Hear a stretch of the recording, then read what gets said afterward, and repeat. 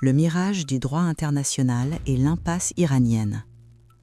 Le monde assiste aujourd'hui à un tournant majeur au Moyen-Orient, un conflit qui met à nu les illusions et les contradictions de la diplomatie occidentale, et plus particulièrement de la politique étrangère allemande.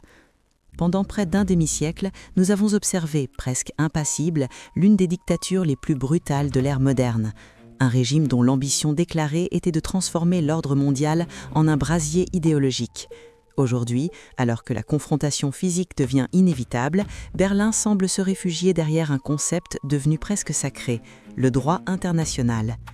Pourtant, à y regarder de plus près, ce fameux droit international ressemble de plus en plus à une garantie de survie pour les despotes et les assassins de masse.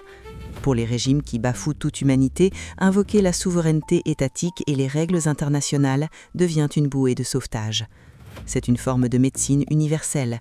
Vous avez une crise de conscience, le droit international. Vous voulez éviter d'agir face à un tyran, le droit international. En réalité, ce cadre protège souvent les bourreaux plutôt que les peuples qu'ils oppriment. L'Allemagne, prisonnière de son obsession à vouloir apprendre de l'histoire, semble n'avoir tiré qu'une seule leçon, celle de la passivité déguisée en vertu. On cultive l'idée qu'il est possible de négocier avec des systèmes dont les valeurs sont fondamentalement incompatibles avec la démocratie et la justice. On se souvient des poignées de main cordiales et des sourires diplomatiques avec des dirigeants qui, dans leurs propres écoles, enseignent la haine de l'Occident. Cette naïveté a un prix. On a entretenu l'illusion qu'un contrat signé avec un dictateur a la même valeur qu'un accord entre nations civilisées.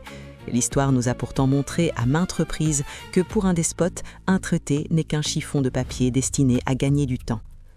Cette complaisance ne s'arrête pas aux frontières, elle se reflète dans notre propre gestion de l'islamisme radical sur le sol européen. Alors que l'on traque avec zèle la moindre dérive politique interne, on fait preuve d'une tolérance aveugle envers ceux qui réclament ouvertement la fin de la démocratie et l'instauration d'un califat au cœur de nos villes.